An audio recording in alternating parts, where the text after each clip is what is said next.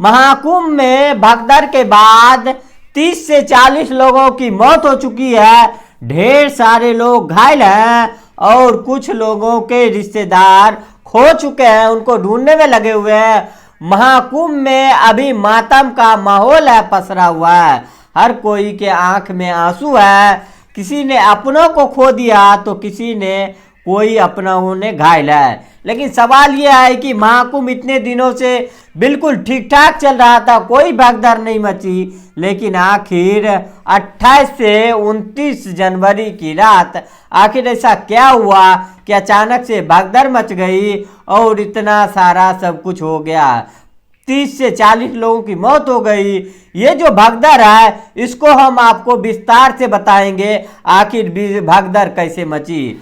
तो आपको पता होगा कि 13 जनवरी से प्रयागराज में महाकुंभ स्टार्ट होता है और पूरे देश से वहाँ पे लोग पहुँचते हैं, लगभग 40 करोड़ लोग वहाँ पे पहुँच जाते हैं। सीएम योगी की तरफ से ढेर सारी सुविधाएं वहाँ पे होती है। 60,000 से ज़्यादा पुलिसकर्मी वहाँ पे जितने भी श्रद्धालु पहुँच रहे होते हैं उसकी देखभाल में लगे हुए थे, कहीं उनकी कोई असुविधा ना हो और सब कुछ बिल्कुल ठीक ठाक चल रहा था।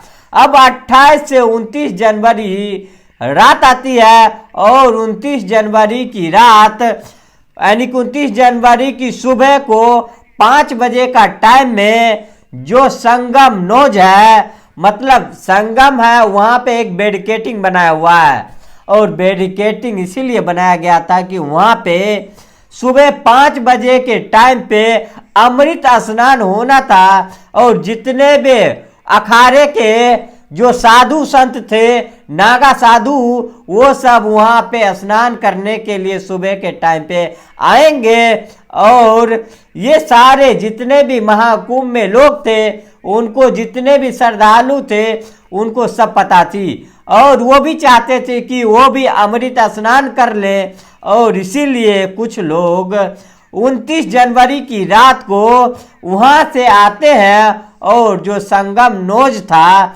वहाँ पे आकर बैठ जाते हैं पन्नियाँ वगैरह बिछा के। कुछ लोग पन्नियाँ बिछा के बैरिकेडिंग के पास आके लेट जाते हैं।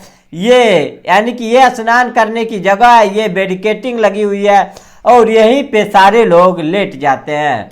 अब रात 2 बजे का टाइम होता है और उसी बीच में जितने भी श्रद्धालु लोग थे दूसरी तरफ उनको कोई खबर कर देता है कि जो नागा साधु है वो अमृत स्नान करने के लिए आ चुके हैं। तो अमृत स्नान की खबर सुनते ही फौरन लोग बैरिकेडिंग के तरफ आना शुरू हो जाते हैं और वहाँ पे तो पहले से ही लोग लेटे हुए थे, तो उनके ऊपर से निकलकर बैरिकेडिंग के पास आना शुरू कर देते हैं, एक दूसरे को देखते हैं और वैसे ही करके रास्ता आने जाने का एक ही पुलिस ने रखा था। अगर दूसरा रास्ता होता तो लोग आ जाते और दूसरे रास्ते से निकल के चले जाते, लेकिन रास्ता एक था।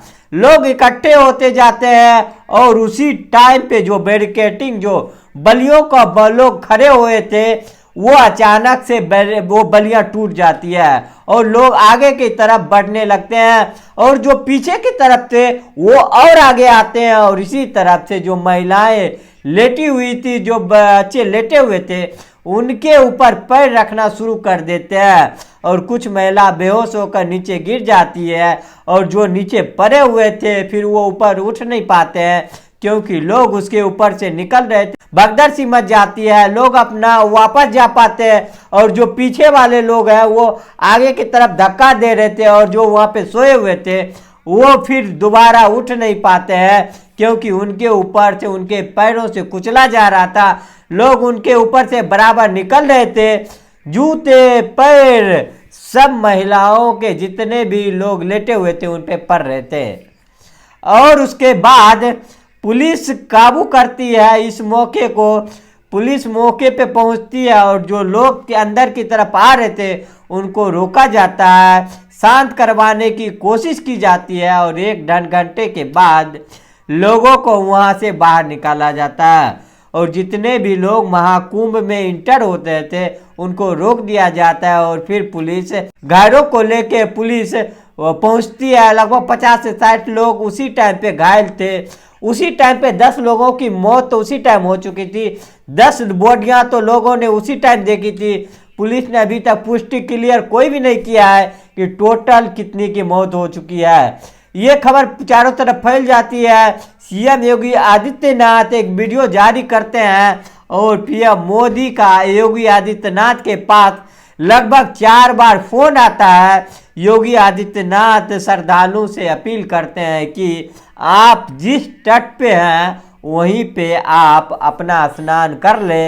अमृत स्नान के लिए आप वहां पे ना जाए संगम नोज पे, और इसीलिए ये हादसा हुआ है। जो ये संगम नोज है वहां पे सुबह 5 बजे के टाइम में जितने भी अखाड़े वाला साधु संत थे उनको स्नान था, उनको भी कैंसिल करवा दिया।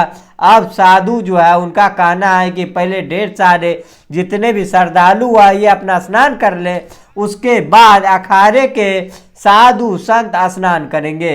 वहीं पे ये खबर के बाद बड़ी दुख की बात है कि इतना अच्छा चल रहा था स्नान महाकुंभ, इतना बढ़िया चल रहा था। पूरा देश पूरा दुनिया नजर रखे हुए थे इस महाकुंभ पे।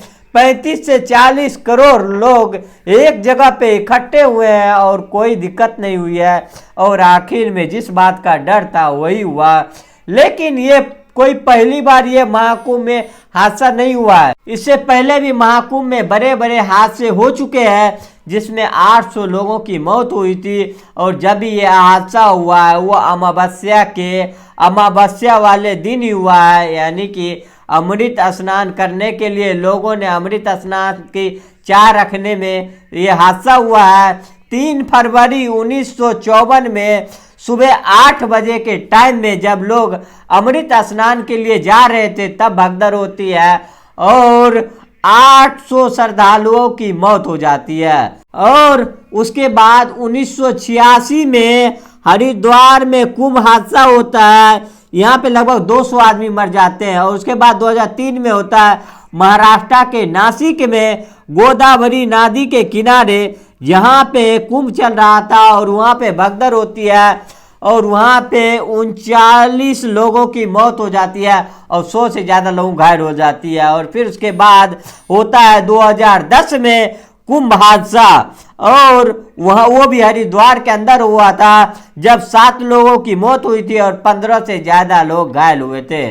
और फिर होता है 10 फरवरी 2013 में, और वो भी अमावस्या वाले के दिन हुआ था जब श्रद्धालु जो अमृत स्नान करने के लिए जा रहे थे और तब हादसा होता है और तब 42 लोगों की मौत होती है और 45 से ज़्यादा लोग घायल होते हैं। और अब आके 2025 में ये हादसा हुआ है और जितने भी हादसे हुए हैं ये वही अमावस्या के दिन हुआ है। यानी कि अगर आप आते हैं कुंभ जाते हैं तो 2 दिन पहले और मौनी अमावस्या से 2 दिन पहले या 2 दिन बाद जाएं। अगर आपको मंदिर के दर्शन नहीं मिल पा रहे हैं तो नॉर्मल दिन जाके आप वहां पे जाके स्नान कर सकते हैं। ये जरूरी नहीं है कि संगम नोज पे ही अमृत स्नान के लिए आप जाए। आपके अंदर आस्था होनी चाहिए। आप जहाँ पे स्नान करेंगे और आप जितने दिल से स्नान करेंगे वो सब ऊपर वाला देखता है, भगवान वही देखता है। जरूरी नहीं है कि आप उसी जगह पे उसी दिन पे आप स्नान करें। आप क्या बोलना चाहेंगे, इसमें किसकी कमी रही है इतनी बड़े हादसा में? इसका जिम्मेदार कौन है? कमेंट बॉक्स में जरूर बताइएगा। फिलहाल इस वीडियो को बनाने का उद्देश्य किसी को दिल दुखाना नहीं, किसी को ठेस पहुंचाना नहीं, बल्कि आपको जागरूक करना, आपको सचेत करना है। बाकी इस फिलहाल वीडियो में इतना ही। मिलते हैं नेक्स्ट वीडियो में, तब तक के लिए जय हिंद, जय भारत।